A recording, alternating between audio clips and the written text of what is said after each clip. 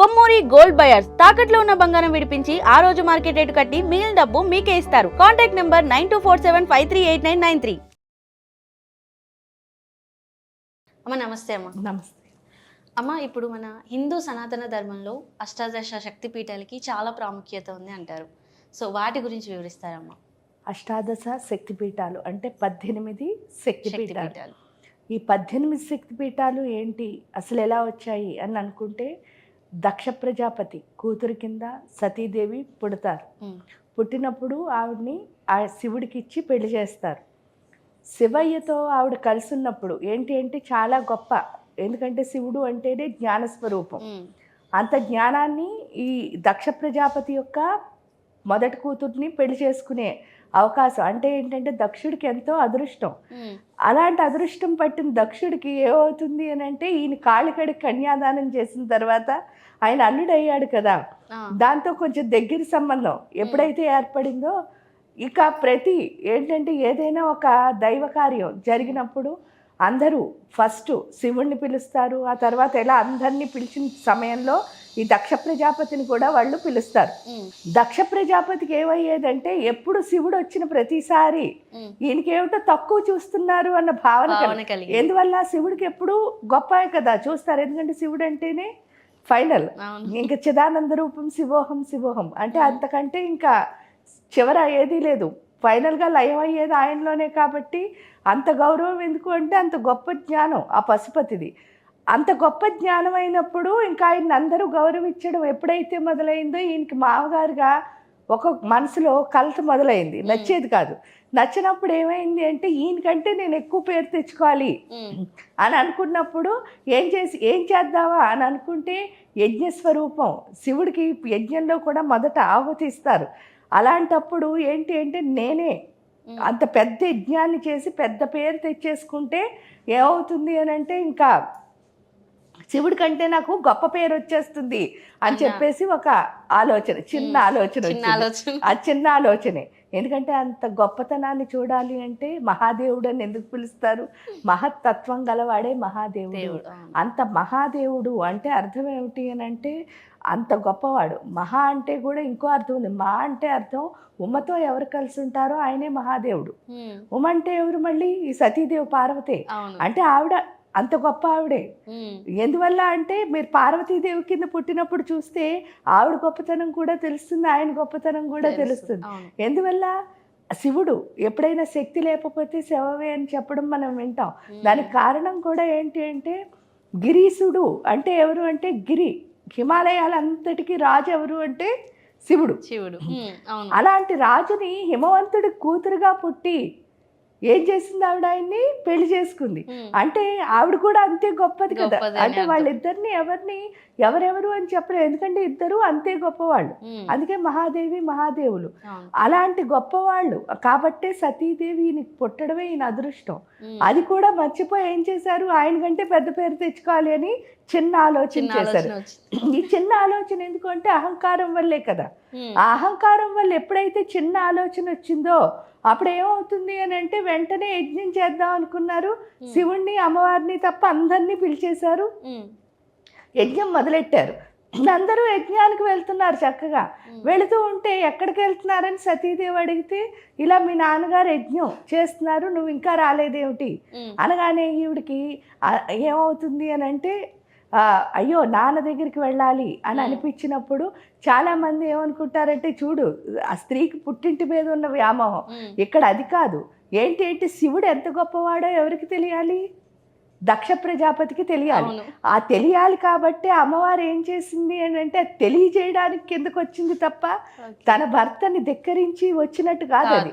ఎందుకంటే ఈ తండ్రి తను ఎలా అయినా అక్కడి నుంచే వచ్చింది తండ్రి కింద ఈ జన్మలో. అందుకే లలిత అష్టోత్తరంలో కూడా అమ్మవారిని వర్ణించినప్పుడు ఏమంటారు, దక్ష ప్రజాపతి సుధ వేషాఢ్యాయే నమో నమః. అంటే నువ్వే అమ్మ దక్ష ప్రజాపతి కూతురు కింద వేషం వేశావు. ఎందుకు అని అంటే, అక్కడికి వచ్చావిడ ఆయన కూతురు కింద పుట్టడమే ఆయన అదృష్టం. అందుకని చెప్పే శివుడు ఎంత జ్ఞానమో ఈయనకి తెలియాలి. అందుకే శివజ్ఞాన ప్రదాయిని. ఆ జ్ఞానం ఈయనకి అర్థమయ్యేటట్టు చెయ్యాలి. కాబట్టి ఆయనతో వాదోపవాదాలు చేసి మొత్తానికి ఎలా అయితే ఎందుకంటే వాళ్ళిద్దరూ ఏ పని చేసినా లోక కళ్యాణం కోసమే. అవును. ఆ లోక కళ్యాణం ఏమిటి అంటే మనకు కూడా మంచే. దక్ష ప్రజాపతికి ఒక్కడికే తెలియచేయాలి అహంకారం గురించి అనుకోలేదు, మనకు కూడా మంచే ఆవిడ తెలియచేసింది. ఆ మంచి ఎలాగా అంటే ఈ భూమి మీదకి వస్తుంది, అక్కడ అవమానం జరిగింది, ఆ యజ్ఞం యొక్క గొప్పతనం చేయడానికే అక్కడ ఆవిడ ఏం చేస్తుంది అంటే కాలుతో అంటే కాలి బొటన వేలుతో నేలను రాసి ఆ యజ్ఞం అనే అగ్నిని పుట్టించి అందులో ఆహుతి అయిపోవడానికి ట్రై చేస్తుంది. ఎప్పుడైతే ఆహుతి అయిందో శివుడు కిందకి రావడం, ఆ యజ్ఞాన్ని మొత్తాన్ని ధ్వంసం చేయడం, ఆ తర్వాత విష్ణుమూర్తి దాన్ని 18 భాగాలకి, ఎందుకంటే ఎందుకు శివుడు ఇంత జ్ఞానం కదా, ఇలా ఇలా ఎందుకు చేస్తున్నాడు బేబచ్చం అని. ఎందుకంటే శివుడికి కోపం వస్తే ఏమొస్తుంది అంటే ప్రళయమే. ఆ ప్రళయం అక్కడ ఎప్పుడైతే వస్తుందో ఎందుకు ఈయనకింత ప్రళయంలా చేస్తున్నాడు అని అనిపించినప్పుడు విష్ణుమూర్తికి అర్థమవుతుంది ఆ శక్తి యొక్క దేహాన్ని ఈయన ఏం చేశాడు భుజం మీద వేసుకుని వెళ్తున్నాడు. అందువల్ల ఏమవుతుంది అంటే ఆ శక్తి దేహంతో ఆయన ఏం చేస్తున్నాడు అలా ఉన్మాదిలా ప్రవర్తిస్తున్నాడు అని ఎప్పుడు అర్థమైందో దాన్ని 18 ఖండాలుగా, అంటే నిజం చెప్తే అది 108 ఖండాల కింద విభజింపబడుతుంది. అందులో 18 ఖండాలు మెయిన్గా చెప్పుకున్నారు. ఎందుకంటే దేహాన్ని 18 భాగాలు చేస్తే శరీరంలో 18 శక్తిపీఠాలు ఉంటాయి, ఎనర్జీ పాయింట్స్. ఆ ఎనర్జీ పాయింట్స్ 18 కనుక యాక్టివేట్ అయ్యాయి అని అంటే ఏమవుతుంది అంటే మనం చాలా చాలా చాలా గొప్ప వాళ్ళ కింద మారుతాం. అందుకని చెప్పేసి పాదాలు పడిన ప్లేస్ తీసుకోండి, లేకపోతే చెయ్యి పడిన ప్లేస్ తీసుకోండి, లేదా ఇప్పుడు నిన్ననే వెళ్ళి వచ్చాం విరజాదేవి, అదేమిటి అంటే జఠరాగ్ని, అంతే నాభిస్థానం, నాభిగయ అని పిలుస్తారు. నాభిగయ అంటే మనకి డౌట్స్ కూడా చాలా వస్తున్నాయి. ఎందుకు అంటే చూడండి ఓఢ్యానపీఠం అన్నా కూడా నాభిస్థానమే కదా అంటారు. మళ్ళీ కొంచెం సేపు అయ్యేసరికి ద్రాక్షారామంలో కూడా నాభే పడిందన్న, విరజాదేవి కూడా నాభే అన్న. ఈ నాభే ఏమిటి అని అనుకోవద్దు. ఎందుకు అని అంటే ఒక్కొక్క నాభికి ఒక్కొక్క అర్థం ఉంది. ఇక్కడ మనకు అర్థం అవ్వదని చెప్పేసి వాళ్ళు నాభంటే మనకి పైకి ఏ కనిపిస్తుందో అదే అర్థం. కానీ ఇక్కడ విరజాదేవి దగ్గరికి వచ్చేసరికి ఏంటి అంటే జఠరాగ్ని పడిన ప్రదేశం. అంటే అన్నీ చెప్పుకోవడానికి అయినా అవ్వకపోయినా కొంచెం కొన్నైనా చెప్పుకోవచ్చు. జఠరాగ్ని పడిన ప్రదేశం అంటే ఏంటి, మనలో ఉన్న తపన, అంటే ఏదైనా ఒక పని చేయి. ఇటు చూడండి మనుషులందరికీ కోరికలు చాలా ఎక్కువే, ఇది కావాలి అది కావాలి అది కావాలి అది కావాలి, కానీ చేసేది ఎంతమందో చెప్పండి. ఆ కోరిక తీర్చుకోవాలి అంటే మనం ఏం చేయాలి, పని చేయాలి, హార్డ్ వర్క్ చేయాలి. హార్డ్ వర్క్ చేస్తేనే ఆ పని వస్తుంది. ఆ హార్డ్ వర్క్ ఎక్కడుంది అంటే కామాగ్ని జఠరాగ్ని కింద మారితేనే వస్తుంది. ఆ జఠరాగ్ని కింద మారే ప్రదేశం ఏమిటి అంటే విరజాదేవి. అదొక అగ్నిగోళం అనమాట. అక్కడి నుంచి ఏమొస్తుంది, ఇక్కడ తపన. అంటే ఏదైనా ఒకటి చెయ్యాలి అంటే మనం ఎంత హార్డ్ వర్క్ చేయాలి. ఎందుకంటే మనం హార్డ్ వర్క్ చేయకపోవడానికి ఏకైక కారణం ఏమిటి, బద్ధకం. అంతేనా, శరీరాన్ని కష్టపెట్టే లక్షణం ఉండదు. కానీ అక్కడికి వెళ్ళిన తర్వాత ఏమర్థం అవుతుంది అంటే ఖచ్చితంగా శరీరాన్ని ఏం చేస్తే మనం అనుకున్న కోరికలు తీర్చుకోగలం, కష్టపెడితేనే. అలా ఏంటి అని అంటే ఇప్పుడు కంచి వెళ్తున్నాం. కంచి వెళ్తే ఏమిటి అంటే ఓఢ్యానపీఠ నిలయ బిందు మండల వాసిని. ఆ ఓఢ్యానపీఠం ఎప్పుడైతే కరెక్ట్గా ఉంటుందో అంటే స్టామినాగా మనం ఏమనుకుంటున్నామో అన్నీ, అంటే సంపద అంటే సర్వ సంపత్ప్రద అని చెప్తారు అమ్మవారిని. ఆ సర్వ సంపదలు ఎక్కడి నుంచి వస్తాయి అని అంటే ఓఢ్యానపీఠం నుంచే వస్తాయి. అదేమిటి, అందుకే దాన్ని సర్వజ్ఞాపీఠము అని అంటారు. సర్వజ్ఞ అంటే ఎప్పుడైతే మనకి సర్వ సంపదలు వచ్చాయో ఆ సంపదల్లో జ్ఞానం ఒక ఐశ్వర్యం, ఆరోగ్యం ఒక ఐశ్వర్యం. సంపద అంటే అదే, ఆరోగ్యం ఒక ఐశ్వర్యం, మాట ఒక ఐశ్వర్యం. అంటే చూడండి చక్కగా మాట్లాడగలవడం ఒక ఐశ్వర్యం. ఇంకా నా దగ్గర ఏది లేదో వెతుక్కోకపోవడం ఒక ఐశ్వర్యం. అన్నిటికంటే తృప్తిగా ఉండడం ఒక ఐశ్వర్యం. అవన్నీ ఎక్కడ వస్తున్నాయంటే కంచి వెళితే వస్తున్నాయి. అంటే అష్టలక్ష్ములు ఎక్కడున్నాయంటే కంచిలో ఉన్నాయి అంటారు. అప్పుడు ఏంటి సర్వ సంపదలు అంటే అర్థం ఏమిటి అంటే అన్నిటికంటే పెద్ద సంపద తృప్తిగా ఉండడమే. ఎందుకు మానవుడు తృప్తిగా లేడు అంటే నాకు ఇది లేదు అది లేదు అది లేదు అది లేదు, లేనివన్నీ వెతుక్కుంటాం. కానీ మనకి ఎన్ని ఇచ్చారో దేవుడు వెతుక్కున్నాం కూడా. అప్పుడు మన స్ట్రెంగ్త్లు ఏమవుతాయి, పెరుగుతాయి. ఎప్పుడైతే మన లోపల ఉన్న స్ట్రెంగ్త్ పెరిగిందో అప్పుడు వీక్నెస్లు ఏమి ఉండవు. ఆ వీక్నెస్లు ఏమి లేకపోవడమే మనకు బోల్డంత సంపద. అవును, కరెక్ట్ ఏమో. అది ఎక్కడ అంటే అక్కడ జాలాంధరపీఠం అంటున్నారు. ఏంటి? జ్వాలాముఖి. జ్వాలాముఖి వెళ్ళేసరికి ఏమిటి అని అంటే అక్కడ ఆ జ్వాలలు, అగ్ని జ్వాలలు ఏం చేస్తాయంటే చాలామంది మీరు మామూలుగా అక్కడ అగ్ని అంటే మంట అలా పైకి లేస్తూ ఉంటుంది. మీరు చూస్తే జ్వాలాముఖిలో 9 మంటలు మనకు కనిపిస్తాయి కూడాను. ఆ కొండంతా అగ్ని పర్వతమే అని అంటారు. సో మామూలుగా ఏంటంటే అగ్నిలో చేయి పెట్టావు అనుకోండి ఏమవుతుంది? కాలుతుంది. కానీ అక్కడ అగ్నిలో చేయి పెడితే అసలు కాలదు కదా. అంటే అక్కడ చాలా అంటే అలా మంట వస్తుంటే దాని వెనక విభూది నల్లగా మామూలుగా మనకు పొగ చూరుకుని ఎలా అయితే నల్లగా విభూదిలా వస్తుందో అక్కడ కూడా సేమ్ అలాగే వస్తుంది. కానీ అందరూ చెయ్యి పెట్టుకుని తీసేసుకుంటారు మామూలుగా ఆ విభూదిని. చేయి పెట్టుకుని తీసుకుంటే ఏంటి వీళ్ళకి కాలట్లేదా అని చెప్పి అనిపిస్తుంది కదా. అప్పుడు మనం కూడా చేయి పెట్టినప్పుడు నిజంగా అసలు ఏది పెట్టినా వేలు పెట్టినా అసలు ఎక్కడా కాలదు కదా. విభూతి తీసుకుంటాం కదా, ఆ విభూతి ఇక్కడ పెట్టుకుంటే మాత్రం వెచ్చగా తగులుతుంది. అంటే వేడిగా తగులుతుంది. అంటే అది కాల్టం లేదనిపిస్తుంది. అది దహించే అగ్ని కాదు, మరి ఏం చేసే అగ్ని అని ఒకసారి ఆలోచిస్తే దారి చూపే అగ్ని. నేను ఎటు వెళ్ళాలి అంటే మన వే ఏంటి అన్నది అక్కడ తెలుస్తుంది మనకి. అంటే మన లైఫ్ ఎలా వెళ్ళాలి అన్నది ఎక్కడ తెలుసుకుంటున్నాం? జాలాంధరపీఠంలో తెలుసుకుంటున్నాం. ఇంకా మూలపీఠం కామాఖ్య. మరి ఆవిడ మూలపీఠం అంటే ఏంటి? అది లేకపోతే మూల ఆధారం. ఆధారం లేకపోతే మనం ఏం చేయలేం. ఇప్పుడు ఇల్లు ఇంత బాగా నిలబడింది అని అంటే దీనికి కారణం ఏమిటి? బేసే కదా, అంటే పునాదే కదా. ఆ పునాది ఉంటేనే ఇల్లు నిలబడుతుంది. అలాగే నేను అన్నది నిలబడాలి అంటే పునాది ఎలా ఉండాలి? స్ట్రాంగ్గా ఉండాలి. ఆ స్ట్రాంగ్ ఏంటి అని అంటే నేను అన్నది ఉండకూడదు. లోపల ఎవరున్నారు మనని నడిపించడానికి? పరదేవత. ఆ పరదేవత నడిపిస్తేనే నడుస్తున్నాం మనం. అప్పుడు ఇంక మనకు అహంకారం అవసరమా? అది ఎవరు తెలియచేస్తారు అంటే మూలపీఠంలో కామాఖ్య అమ్మవారు. ఎందుకంటే ఆవిడ ఏదైనా చేస్తేనే మనం చేస్తున్నాం. అందుకే మూల ఆధారం. మొత్తం లోపాలన్నీ అక్కడే వదిలించుకుంటాం. ఎప్పుడైతే వదిలించుకున్నామో అప్పుడు ఏమవుతుంది అంటే నేను అన్నది ఇంక లేదు. కాన్షియస్ బాడీ కాన్షియస్సే మన ఏం చేస్తుంది అంటే ప్రతి దాంట్లోనూ వెనక్కి లాగుతుంది. ఎందుకంటే మీరు ఎప్పుడైతే సుఖం కోరుకున్నారో కష్టపడడం మీకు వస్తుందా? రాదు. కానీ కష్టంతో పనిచేస్తే సుఖాన్ని మీరు ఏం చేయొచ్చు? చాలా ఆనందంగా అనుభవించవచ్చు. దానికి ఎగ్జాంపుల్ కూడా ఏం లేదు. మీరు ఏసీలో ఉండి ఎండలోకి వెళ్తే మీకు ఎలా అనిపిస్తుంది? చాలా చిరాకుగా ఉంటుంది. అంటే సుఖం అనుభవిస్తే కష్టాన్ని ఏం చేయలేకపోతున్నాం, ఎంజాయ్ చేయలేకపోతున్నాం. అదే కనుక మీరు ఎండలోంచి రండి, ఏసీని ఎంత బాగా ఎంజాయ్ చేస్తారు. అంటే నిజం ఎప్పుడు ఎలా ఉంటుందంటే ఎండలాగే ఉంటుంది. అబద్ధం ఎప్పుడు ఎలా ఉంటుంది? ఏసీలా ఉంటుంది. కానీ ఏ పని చేయాలన్నా మీరు 24 hours ఏసీలో ఉంటే పనులు అవ్వవు. అంటే మీరు ఎక్కడికి వెళ్ళాలి? ఖచ్చితంగా ఎండలోకి వెళ్ళాలి. అంటే నిజం ఏంటి? ఎండే. అబద్ధం ఏమిటి? ఏసీ. అది కనుక మనకు అర్థమయ్యేటట్టు ఎవరు చేస్తారు అంటే కామాఖ్య అమ్మవారు. అంటే చూడండి ఒక్కొక్క ప్లేస్ ఎలా తెలియచేస్తుంది మనకి అని అన్నప్పుడు. ఇంకా ఇప్పుడు 3 గైలు చెప్పాం ఈ అష్టాదశ శక్తి పీఠాల్లోనే. 3 గైల్లో నాభిగయ గురించి ఆల్రెడీ మాట్లాడుకున్నాం, విరజాదేవి. ఇంకా 2వ గయ ఏంటి అంటే పాదగయ ఎక్కడ అంటే మన పిఠాపురం పురుహూతిక అమ్మవారు. ఏంటి అని అంటే మీరు అక్కడికి వెళ్తే పాదగయ అంటే ఏంటి? పాదాలు అనమాట. ఆ పాదాలు మనకి ఏం నేర్పిస్తాయి ఇక్కడ? అందులో ఆవిడేంటి చెప్తారు? సీటు పడిన ప్రదేశం అని చెప్తారు. పురుహూతిక అనే అందుకే పిలుస్తారు. సీటు పడిన ప్రదేశం అంటే ఏంటి? మనం కూర్చోవడం నేర్పిస్తుంది.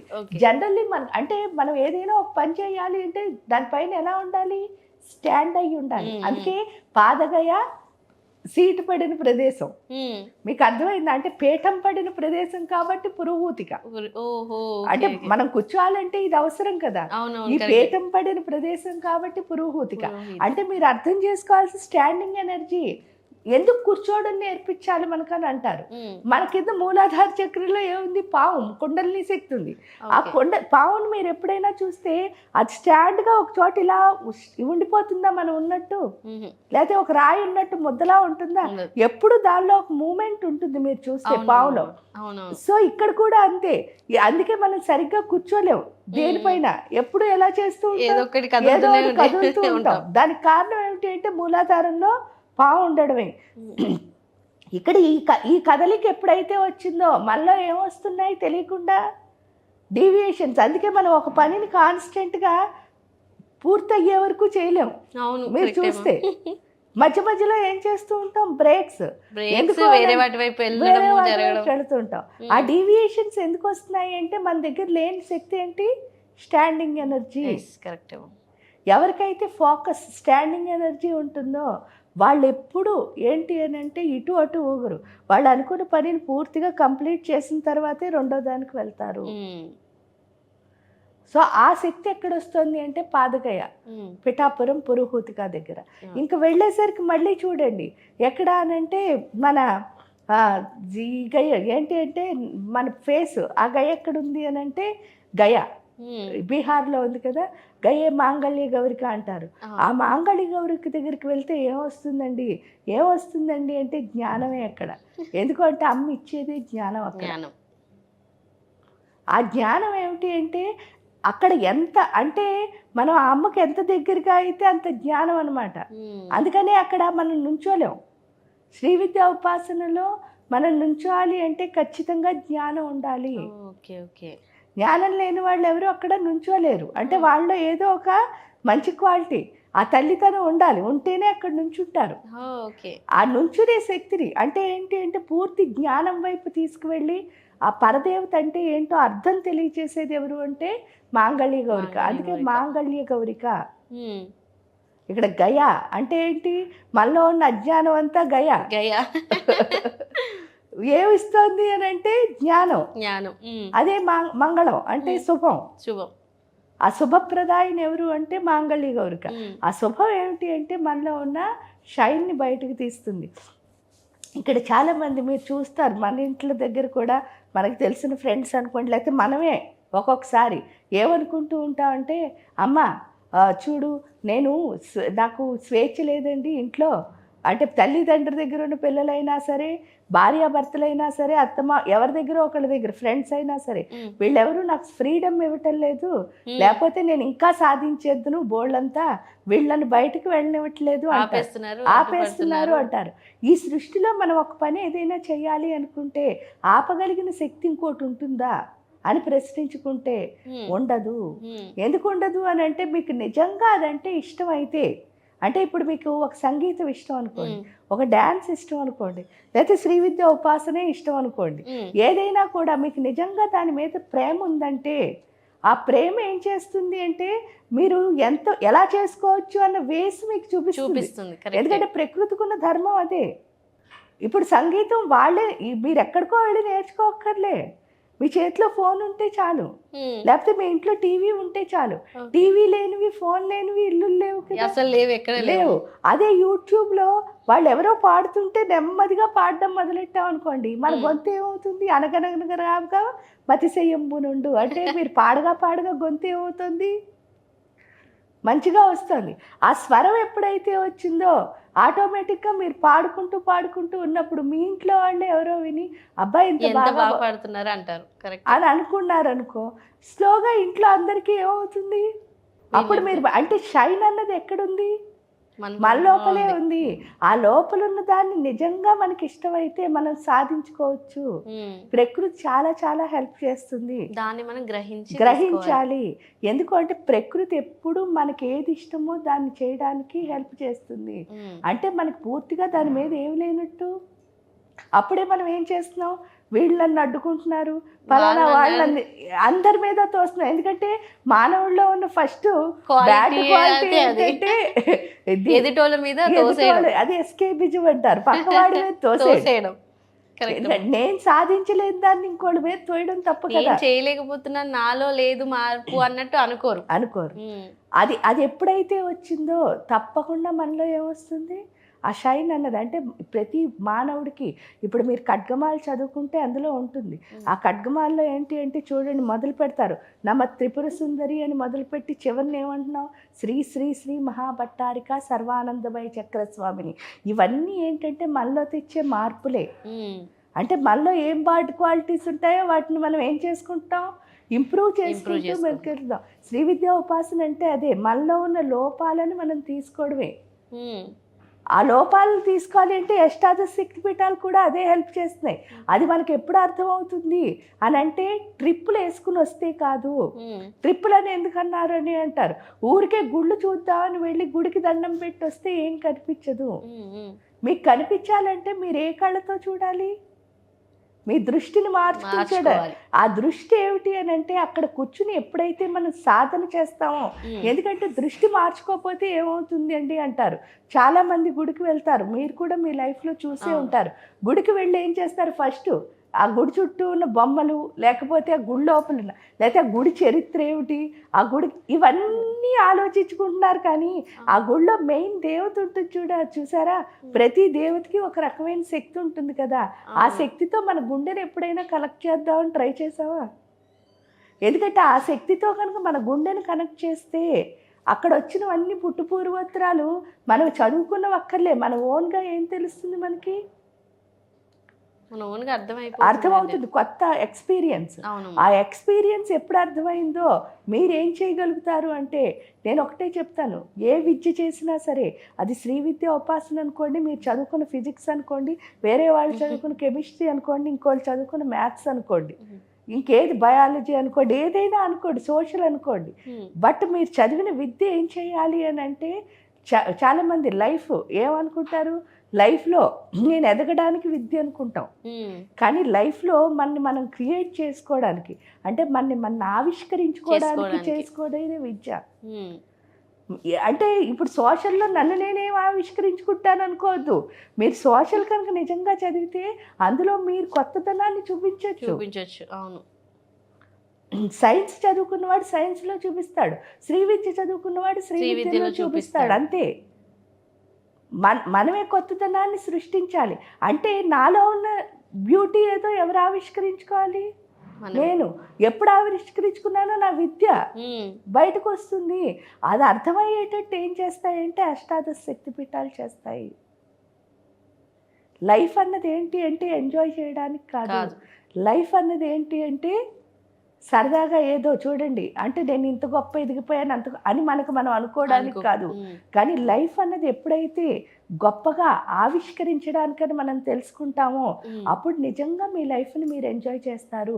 అప్పటి వరకు ఏమనుకుంటారంటే, నేను కోవాలనుకున్న కారు కొనుక్కున్నానంటే ఎంజాయ్ చేశాను అనుకుంటున్నాను, కానీ ఈ కారు అయిపోయిన తర్వాత ఇంకోటి ఏదో కావాలనిపిస్తుంది. మనిషి అన్నదే అందుకు ఎంజాయ్మెంట్ ఏమవుతుంది? అవును, అక్కడతో ఆగిపోతుంది. మళ్ళీ ఇంకోటి కావాలంటే బాధ వస్తుంది, మళ్ళీ ఇంకో చోట. అంటే ఇవన్నీ ఏంటి? Split of enjoyments. కానీ మీరు ఈ ప్రతి సింగిల్ సెకండ్ని మీరు ఎంజాయ్ చేయాలి అంటే తప్పకుండా మిమ్మల్ని మీరు ఏం చేయాలి? ఆవిష్కరించుకోవాలి. అది ఒక్క విద్య ద్వారా మాత్రమే సాధ్యం. ఆ విద్య కనుక మిమ్మల్ని ఆవిష్కరిస్తే ఈ సృష్టిలో ఎవరు మిమ్మల్ని ఆపరు. ఎందుకంటే బంగారం షైన్గా ఉంటుందమ్మా. అది చూడండి, ఒక మురికిలో పడిపోయినా సరే దాన్ని తీసుకడగానే దాని షైన్ దానికి కనిపిస్తుందా లేదా? కానీ మన లోపల పూర్తిగా మురికితో మనం కప్పేసుకున్నాం. ఈ కప్పేసుకున్న దాన్ని, ఆ మురికిని వదిలించుకుని మళ్ళీ దాన్ని బంగారం కింద చూపించాలి అంటే మనకి విద్య కావాలి. ఆ విద్య ఎక్కడి నుంచి వస్తుంది అంటే ఈ శక్తిపీఠాల నుంచే. ఈ శక్తిపీఠాలు మళ్ళీ ఎక్కడున్నాయి అంటే మన బాడీలోనే ఉన్నాయి. అందుకే చెయ్య కాలు ఈ దీన్ని ఏం ఇందాక చెప్పిందే, నేను అనుకున్న దేవత ఏదైతే ఉందో, దేవత అంటే ఇప్పుడు సపోజ్ చూడండి, మీరు సంగీతం పాడాలనుకున్నారు, అదే మీకు దేవుడు. నేను లలితా పరమేశ్వర్ అనుకున్నాను, అది నాకు దేవుడు. అంతే. మీరు సంగీతం పాడాలనుకున్నారు, సంగీతం ఎప్పుడైతే మీకు దేవుడయ్యారో, భక్తి అన్నది ఏం చేయాలి అంటే మీ గుండెని ఆ మ్యూజిక్ని కలపాలి. ఎప్పుడైతే కలిపిందో అప్పుడు మీలో ఉన్న షైన్ ఏమవుతుంది మీకు తెలియకుండా. అప్పుడు మీరు ఎవరి వైపు వేలు చూపించాల్సిన అవసరం ఉండదు. మన లోపల ఉన్న లోపాలు ఒక్కొక్కటి సరిదిద్దుకుంటూ మనం ఎక్కడికి వెళ్తాము అంటే చివరికి మీరు గొప్ప సంగీత విద్వాంసురాలు అయిపోతారు మీకు తెలియకుండానే. ఎవరి ప్రమేయం లేకుండా. దానికి ఎగ్జాంపుల్ ఏమీ లేదు. ఒక బోయేవాడు రామాయణం ఎలా రాశాడు? ఏమి చేసేవాడు? అడవుల్లో దొంగతనం చేసేవాడు. చేస్తూ ఉంటే నారదుడు వచ్చి ఒకే ప్రశ్న అడిగాట. ఏమని అంటే, బాబు నువ్వు ఈ దొంగతనాలు చేస్తున్నావు కదా నాయన, దీనివల్ల ఏం ఉపయోగం ఉంది అని అన్నట్ట. అంటే నా భార్య బిడ్డల్ని పోషిస్తున్నాను, మరి అదే కదా నా ధర్మము అని చెప్పాట. అదే నా ధర్మం అని చెప్పినప్పుడు ఏమైంది అని అంటే, సరే నీ ధర్మం అన్నావు కదా నువ్వు అని చెప్పేసి వీళ్ళు వెళ్ళి ఏం చేశారు, వెళ్ళి ఒక్కసారి మీ ఆవిడ్ని పిల్లల్ని అడుగు, ఏమిటి అంటే నేను దొంగతనాలు చేసి మీకు పెడుతున్నాను కదా, నా పాపంలో భారం మీరు పంచుకుంటారా అని అడిగినప్పుడు వాళ్ళు ఏం చెప్పారు, నువ్వు యజమానివి, నువ్వు మాకు తిండి పెట్టాలి, నువ్వు ఎలా పెడితే మాకెందుకు, మేము పెట్టిన తిండి పంచుకుంటాం కానీ నీ పాపాన్ని మేము పంచుకోము అని చెప్పగానే వచ్చి ఆయనలో రియలైజేషన్, అంటే ఆయన గొప్పవాడు కాబట్టి ఏదో కర్మ వల్ల అదంతా చేశాడు కాబట్టి వెంటనే రియలైజ్ అయ్యారు. మళ్ళాంటి వాళ్ళకి కొంచెం లేట్ అవ్వచ్చు, ఏదైనా రియలైజ్ అవ్వాల్సిన టైం ఒకటి ఉంటుంది. ఆ రోజు మనం ఏం చేయాలి అంటే ఖచ్చితంగా అయితే కనుక మనం ఎంతో గొప్పగా మారుతాం. ఇక్కడికి వచ్చిన తర్వాత ఏమర్థం అవుతుంది అని అంటే, ఎప్పుడైతే ఆయనకి తారక మంత్రం ఇచ్చాడు, ఒకటే రామ రామ అంటే వీడు అనలేకపోతాడని మర మర మర మర అనమన్నట్ట. అంటే తిరగేసి చెప్పాడు. చెప్తే చివరికి అది రామ రామ రామ రామ అయ్యి ఏం చేశాడు, ఆ రాముడినే దేవుడి కింద కొలిచి ఆయనలో ఉన్న లోపాలన్నీ పోయి మంచి కవి అయ్యి ఒక బుక్కుని రాసి, ఆ బుక్ కూడా ఫస్ట్ రాముడి మీదే రాసి, అంత గొప్ప రామాయణాన్ని ఎవరు రచించారంటే ఈరోజు వాల్మీకి మహర్షి. అంటే అంత మహర్షి అయ్యాడు. అలా అంటే మనం ఇవన్నీ చదువుకోవడం కాదు, మనం కూడా అలా అవుతాం. ఎప్పుడు అంటే సాధన చేస్తే అది మనకు అర్థమయ్యేటట్టు అష్టాదశ శక్తిపీఠాలు మనకి హెల్ప్ చేస్తాయి, సహాయం చేస్తాయి. కాబట్టి నేను ఇచ్చే సలహా అయితే ఒకటే, శక్తిపీఠాలకు వెళ్ళొచ్చేసావు అని చెప్పి 18 తిరిగామని గొప్పగా చెప్పుకోవడానికి అయితే 18 వెళ్ళక్కర్లేదు. అక్కడికి వెళ్ళిన తర్వాత ఆ శక్తితో మనం ఎప్పుడైతే మన భక్తితో కలవగలిగామో మనలో తప్పకుండా మార్పు వస్తుంది. ఆ మార్పు వల్ల ఏంటి అంటే మన జీవితం బాగుపడుతుంది. అంతేకాకుండా మన వల్ల ఏమవుతుంది అంటే, ఎప్పుడైనా దైవశక్తి ఎప్పుడైతే మనలో ప్రవేశించిందో మన వల్ల ఇంకో కొంతమంది ఆనందంగా హాయిగా గడుపుతారు. కాబట్టి ఈ శక్తిపీఠాల్లో శక్తిని మనం కనుక నిజంగా కనెక్ట్ అయితే ఏమవుతుందండి అంటే, ప్రతి ఇంటిని దేని కింద మార్చచ్చు అంటే ఆనంద నిలయం కింద మార్చుకోవచ్చు. ఆ ఆనంద నిలయం కింద మార్చుకోవాలి అన్నదే ఉద్దేశంతోనే మనకి కథ అంతా చూపించి ఆవిడ 18 భాగాల్ని 18 శక్తిపీఠాల కింద పెట్టారు. ఓకే అమ్మా, నిజంగానే మన హిందూ ధర్మంలోని ఇంత అద్భుతమైన కథ ఉంది. ఇది మన మనుషులు ఎవరో చెప్పడం కాదు, మనమంతటి మనమే తెలుసుకొని మారితే వాళ్ళ జీవితం కూడా బాగుంటుంది అని చాలా చక్కగా చెప్పారమ్మా. Thank you so much.